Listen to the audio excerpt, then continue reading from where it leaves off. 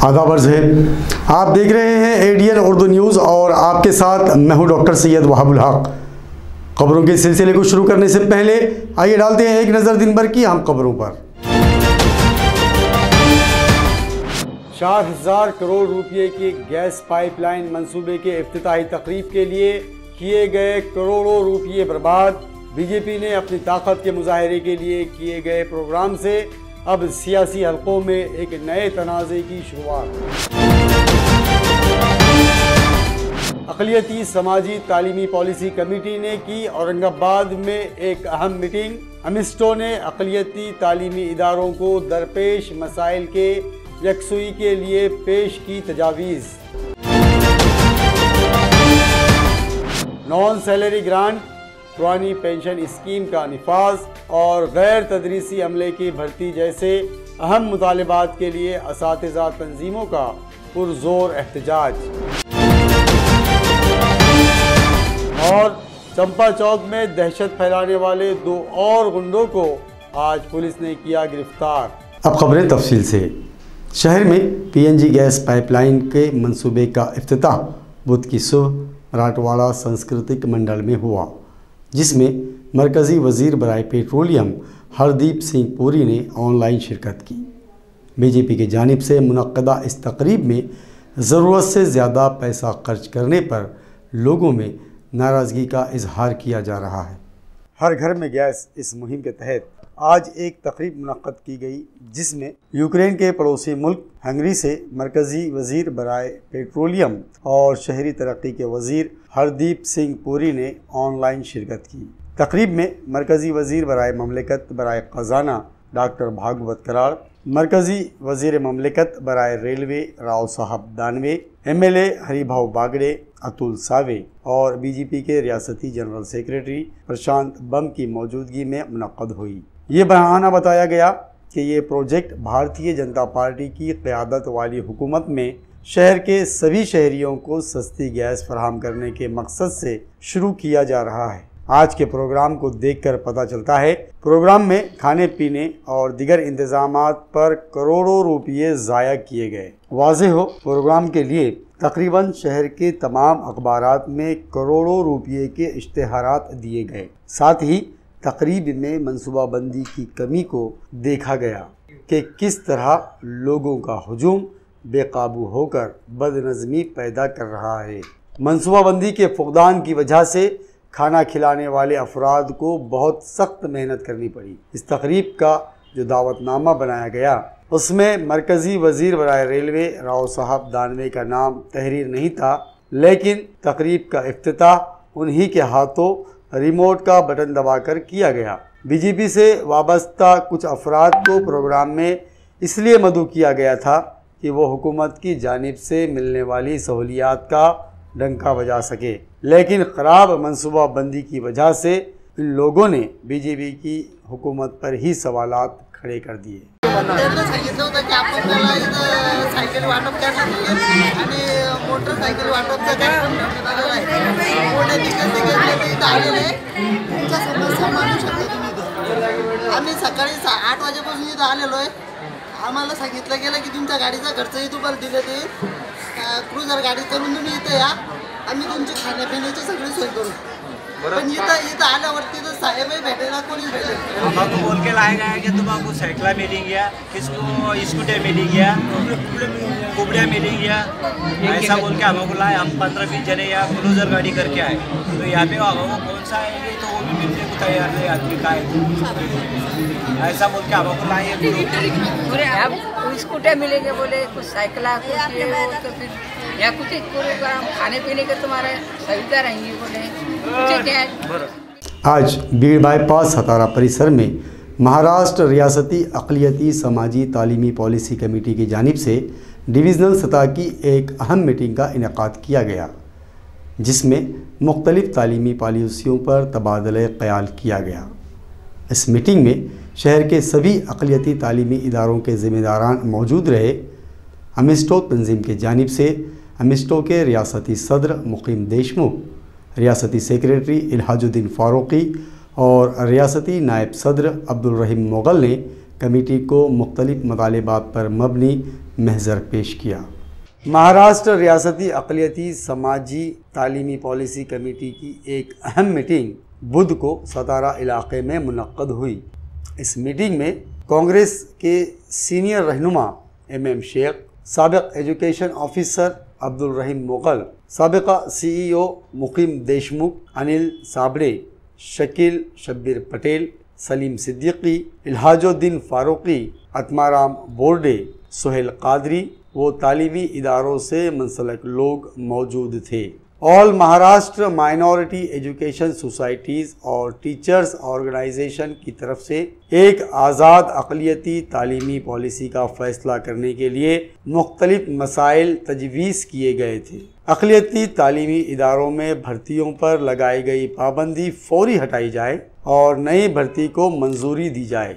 स्कूली दस्तों की शनाख्त के मेयार में नरमी की जाए। जिस स्कूल में हफ्तुम जमात तक जमातें मौजूद हो उन्हें हाई स्कूल शुरू करने की मंजूरी दी जाए। अक़लियती इदारों को बुनियादी सहूलतों के लिए दिए जाने वाले 2 लाख रुपयों की इमदाद को 5 लाख रुपये किया जाए। इस तरह अक़लियती तालीमी इदारों को दरपेश मसाइल के हल की यकसुई के लिए मस्बत इक़दामात किए जाएँ। इस तरह के मतालिबात इस मीटिंग में अमिस्टो के जानिब से किए गए। ये पूरे की जितनी भी परेशानी है, जितने भी डिमांड्स है, जितने भी इनकी सूचनाएं हैं, ये लेकर हम महाराष्ट्र गवर्नमेंट को सबमिट करेंगे और ऑनरेबल मिनिस्टर इसको कैबिनेट में मंजूरी देकर आजकल जो संस्था में टीचर्स की कमी आती है, उर्दू स्कूल टीचर है, माइनॉरिटी इंस्टीट्यूट के टीचर स्कूल से वहाँ पर, इस सब के बारे में आज की मीटिंग थी। हम ये पूरा रिपोर्ट लेके कल पूना में एक मीटिंग होने जा रहे हैं, उसमें ये पूरा जितने भी डिमांड्स एक जगह पे करके महाराष्ट्र गवर्नमेंट को सब सबमिट करेंगे। सब में ज़्यादा दिक्कत ये आ रही है कि महाराष्ट्र में जो स्कूल चल रहे हैं तो इनको RT लागू नहीं होना चाहिए कानूनन, क्योंकि सुप्रीम कोर्ट के जजमेंट्स है बहुत से, उसमें RT लागू होता ही नहीं कानूनन। मगर महाराष्ट्र गवर्नमेंट RT लागू कर रही है माइनॉरिटी स्कूल को, तो वो नहीं करना चाहिए। वो कमेटी में हम सजेशन ज़रूर करेंगे। जो 7 तक स्कूल चलते हैं वहाँ बच्चे 8 में मराठी में जाते हैं, वो बच्चे वहाँ पे कामयाब नहीं हो पाते।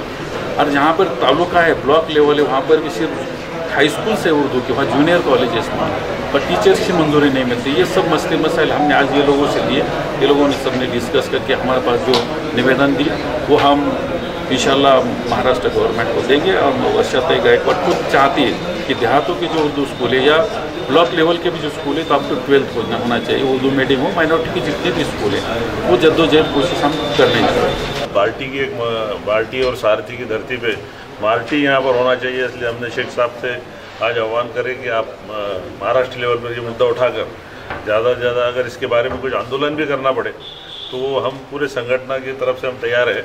और ये आंदोलन भी हम खड़ा करने वाले हैं कि जिस तरह बाल्टी है, सारथी है, उसी तरह मार्टी होना चाहिए। महाज्योति की धरती पे मार्टी अल्पसंख्यक लोगों के लिए होना चाहिए, एक हमारी प्रमुख मांगनी है।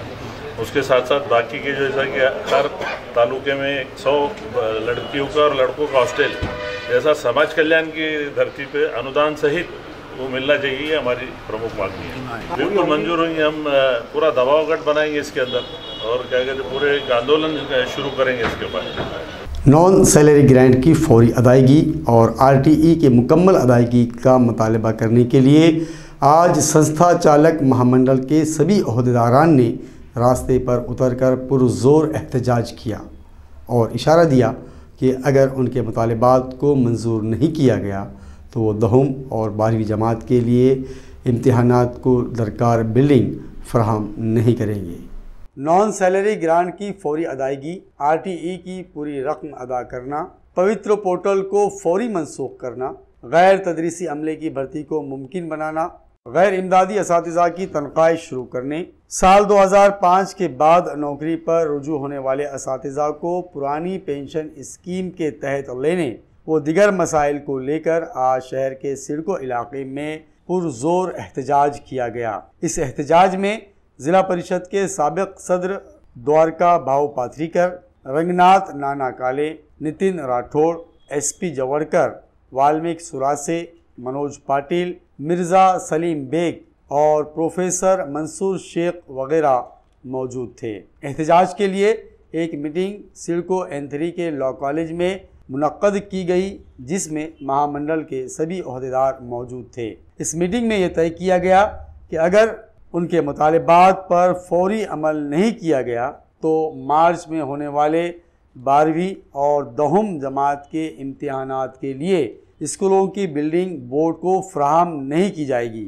इस तरह का वाज़ेह इशारा संगठन की जानिब से दिया गया। औरंगाबाद ST डिपो के सरबराह संतोष घने ने ADN से बात करते हुए कहा कि अमले की हड़ताल की वजह से ST को काफ़ी माली नुकसान उठाना पड़ रहा है।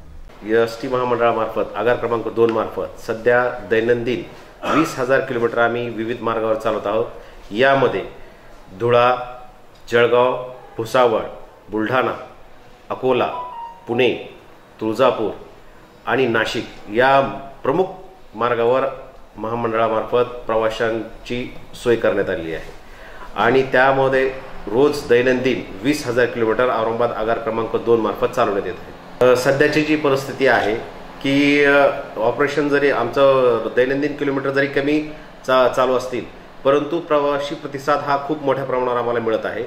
आम्ही अगोदर एक साधारणतः 40,000 दैनंदिन किलोमीटर चालवतो, 40,000 किलोमीटर, परंतु सध्या परिस्थितीमध्ये दैनंदिन 20,000 किलोमीटर चालू आहे व जे उत्पन्न आम्हाला 40,000 किलोमीटर ऑपरेट केल्याच्या नंतर मिळत होतं, साधारणतः 16 ते 17 लाख रुपये उत्पन्न आम्हाला 40,000 किलोमीटर चालवल्यानंतर मिळत होतं, ते आज 20,000 किलोमीटर चालवल्यानंतर आम्ही 10 ते 11 लाख जे आहे ते दैनंदिन उत्पन्न मिळवत आहोत। आणि असंच प्रवाशांनी जे आहे की या सर्व्हिसचा फायदा घ्यावा असं आमची इच्छा। जे कर्मचारी आहेत सध्या आमचे एक साधारणतः 30% कर्मचारी कर्तव्यावर हजर आहेत। ते सध्या संप स्थितीमध्ये जे कर्मचारी आहेत सध्या त्यांच्यावर कुठलीही आम्ही कारवाई करत नाहीये, त्यांना फक्त आवाहन करतो आहोत की कर्तव्यावर या गैरहजेरी व्यतिरिक्त त्यांच्यावर कुठलीही कारवाई प्रशासनामार्फत प्रलंबित नाही। जे 17 कर्मचारी महामंडळ आम्ही पहिल्या फेजमध्ये जे आहे ज्या कर्मचाऱ्यांनी संप चालू केला होता आणि संपाला बढावा दिला होता, असे जे 17 कर्मचारी आहे यांना निलंबित करून महामंडळामार्फत कायमस्वरूपी बडतर्फ करण्यात आलेले आहे। कारण की जे 2 कर्मचारी आहेत त्यांनी या दरम्यानच्या काळामध्ये मीडिया समोर बंद वगैरे ह्या गोष्टी ज्या आहेत याविषयी बाईट देणे किंवा 26 जानेवारीला जे आहे प्रशासनाच्या विरोधात निदर्शनं केली तर ते असे 2 कर्मचारी त्यांच्यावर आमच्यावर कारवाई चालू आहे। आज Republican party of India Athawale group की जानिब से औरंगाबाद कारपोरेशन के इंतज़ामी अमले को एक मतलाबाती महज़र पेश किया गया, जिसमें मतलाबा किया गया कि भीमवाड़ी चिकलथाने में मौजूद झोपड़पट्टी के लोगों के लिए मुस्तक़ल रिहायशी इलाके के तर्ज पर इंतज़ामात किए जाएं। ADN से बात करते हुए साबिक़ मेयर किशोर थोरात ने तफसील बतलाई। मौजे भीमवाड़ी येथे सुंदरवाडी परिसर गट नंबर 472 हे गेल्या 14 वर्षापासून या ठिकाणी आमचे सगळे नागरिक त्या ठिकाणी राहत आहेत। त्या ठिकाणी कोणतीही महानगरपालिकेची सुविधा नाही, त्या ठिकाणी ड्रेनेज नाही, लाईट नाही, पाणी नाही। सगळ्यात अत्यावश्यक सेवा असणारी सेवा ही महापालिका देत असते। ठीक आहे, त्या ठिकाणी गायरान जमीन आहे ती, त्या जमिनीवर हे सगळे भूमिहीन लोक आहेत आणि त्या ठिकाणी ते बसलेले आहेत। म्हणून महानगरपालिकेचं कर्तव्य आहे की त्यांनी सगळी सुविधा त्या ठिकाणी उपलब्ध करून द्यावी। आज या ठिकाणी सर्व महिला या ठिकाणी त्या एरियाच्या आलेल्या आहेत। म्हणून आम्ही आज अतिरिक्त आयुक्त यांना नेमाने साहेबांना भेटलो, त्यांनी आम्हाला आश्वासन दिलं की आम्ही आयुक्त साहेब आल्यानंतर आम्ही त्या ठिकाणी व्हिजिट मारू आणि व्हिजिट मारल्यानंतर त्या ठिकाणी काय सुविधा देता येईल तो आम्ही पुरेपूर प्रयत्न करू। आणि माननीय रामदास आठवले साहेबांनी त्या ठिकाणी त्या लोकांनी साहेबांनी व्हिजिट दिली त्या ठिकाणी 22 तारखेला आणि त्यांनी सांगितलं की साहेबांनी की बाबा महानगरपालिकेच्या आयुक्तांना मी बोलेल आणि त्यांना पत्र दिलेलं आहे रीतसर आयुक्त साहेबांच्या नावावर हे रामदास आठवले साहेबांच्या। आज आम्ही नेमाने साहेबांना पत्र दिलेलं आहे आणि त्यांनी लवकरात लवकर सुविधा या ठिकाणी देण्यात यावी। सुविधा जर कधी नाही दिली तर आम्ही या ठिकाणी महानगरपालिकेच्या समोर उपोषण करणारे, लोकशाही पद्धतीने आम्ही निदर्शने करू, लोकशाही पद्धतीने आम्ही त्या ठिकाणी मोर्चा काढू असं या ठिकाणी मी सांगू इच्छितो। आम आदमी पार्टी की जानिब से आज म्यूनसिपल इंतज़ामिया को एक मेमोरेंडम दिया गया, जिसमें शहर के 600 मुरब्बा फीट मकानात पर प्रॉपर्टी टैक्स से मुकम्मल इस्तिस्ना की दरख्वास्त की गई। आत्ता आमची मागणी अशी होती की तुम्ही एकतर 600 चौरस फूट घरांना मालमत्ता करातून सूट द्या, जी मुंबईमध्ये 550 स्क्वेअर फूटच्या घरांना जी दिली त्या धर्तीवरती इथे औरंगाबादच्या नागरिकांनाही तोच न्याय लावावा, कायद्यासमोर वेगवेगळं असं हे होऊ नये। आणि दुसरी गोष्ट, यांनी विलंब आकार लावला आहे, 100% लावला होता, ज्याच्या डिमांड नोटिसाच दिल्या नाही, 100% हा विलंब आकार लावला आणि त्यातला पुन्हा 75% माफ केला। म्हणजे खऱ्या अर्थानं डिमांड नोटिसा दिल्याच नाही, त्यांनी 25% पुन्हा विलंब आकार लावला। तर ही धूळफेक कशासाठी? म्हणजे इथे आयुक्तांच्या याच्याखाली सगळं आता प्रशासन काम करत आहे। आयुक्त हे IAS आहेत, तर इंडियन ॲडमिनिस्ट्रेटिव्ह सर्व्हिसची लोक असतील तर त्यांनी किमान एकदा तरी आपला मुंबई महानगरपालिका प्रांतिक अधिनियम 1949 हा वाचायला पाहिजे। त्यांच्या लक्षात आलं असतं की कलम 72 नुसार आपल्याला जबाबदारी आपल्या दुय्यम अधिकाऱ्यांकडे सोपवावी लागते आणि त्यांनी काम केलं नाही तर 72 क नुसार त्यांनी त्यांच्यावरती शिस्तभंगाची कारवाई करायला पाहिजे। पण आयुक्त इथे लोकांना पाठीशी घालतायत हे आपल्या निदर्शनास येत आहे। कारण की आम्ही आता यापूर्वी त्यांना 5-6 निवेदनं दिली, एका निवेदनाचं वगळता बाकी एकाही याच्यावरती यांनी पत्रव्यवहारसुद्धा केलेला नाही। यांना ज्ञात नाही आहे का की 15 दिवसाच्या आत तुम्ही प्राथमिक उत्तर द्यायला हवं आणि 45 दिवसाच्या आत यांनी अंतिम उत्तर द्यायला हवं। मग या अधिकाऱ्यांना भीती का नाही वाटत? या कर्मचाऱ्यांना काम करावंसं का नाही वाटत? तर या सगळ्या गोष्टीचा कुठेतरी या प्रशासनाचे प्रमुख म्हणून आणि आत्ता तर महानगरपालिकेचे प्रशासकही आहेत, तर आयुक्तांची काहीतरी जबाबदारी बनते।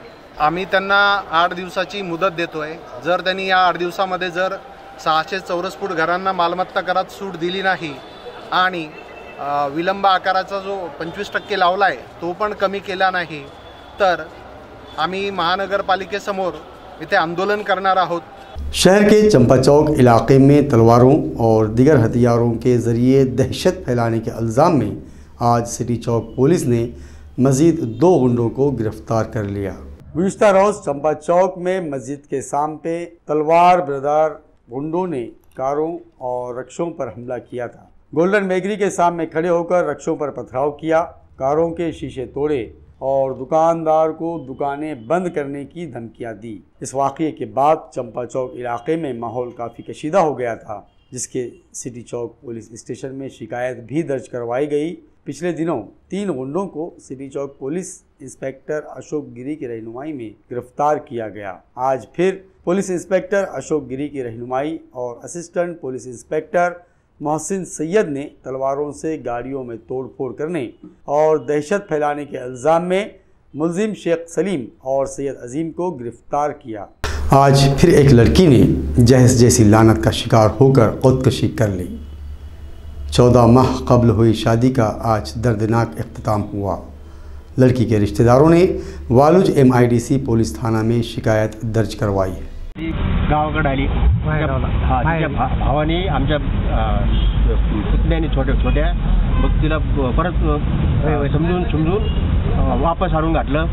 तर त्या प्रकरणात म्हणजे आम्ही नंतर म्हटलं तुमचा काय इश्यू असेल, तुम्हाला काय पैसे पाहिजे असले आम्ही 8 ते 10 दिवसात तुमची हे पूर्तता करू, पण आता सध्या तरी मुलीला म्हणजे हे करून त्रास देऊ नका। पण हे 8-10 दिवस तेवढी वाट पाहायची वेळ न ठेवता त्यांनी 4-5 दिवसात म्हणजे 7-8 दिवसातच त्यांनी तिचा निकाल लावला। आम्हाला न्याय मिळाला पाहिजे आणि ह्या लोकांना अटक झाली पाहिजे। तर हे आम्हाला हे आम्हाला बाकीच्यांनी अटक करण्यात यावं, हे त्यांनी ह्या सगळ्यांना अटक करण्यात यावी, तोपर्यंत आम्ही अंत्यसंस्कार करणार। खबरों के सिलसिले को ख़त्म करने से पहले आइए डालते हैं फिर से एक नज़र दिन भर की अहम खबरों पर। 4000 करोड़ रुपए की गैस पाइपलाइन मंसूबे के इफ्तिताही तकरीब के लिए किए गए करोड़ों रुपये बर्बाद। बीजेपी ने अपनी ताकत के मुजाहरे के लिए किए गए प्रोग्राम से अब सियासी हलकों में एक नए तनाज़े की शुरुआत। अक़लियती समाजी तालीमी पॉलिसी कमेटी ने की औरंगाबाद में एक अहम मीटिंग। अमिस्टो ने अक़लियती तालीमी इदारों को दरपेश मसाइल के यकसुई के लिए पेश की तजावीज़। नॉन सैलरी ग्रांट, पुरानी पेंशन स्कीम का निफाज और गैर तदरीसी अमले की भर्ती जैसे अहम मुतालिबात के लिए असातिज़ा तंजीमों का पुरजोर एहतजाज। और चंपा चौक में दहशत फैलाने वाले 2 और गुंडों को आज पुलिस ने किया गिरफ्तार। नाजरीन, ये थी आज की खबरें। कल फिर मुलाकात होगी नई खबरों के साथ। तब तक अपना ख्याल रखिए और देखते रहिए ADN उर्दू न्यूज़, आवाज़ हर दिल की।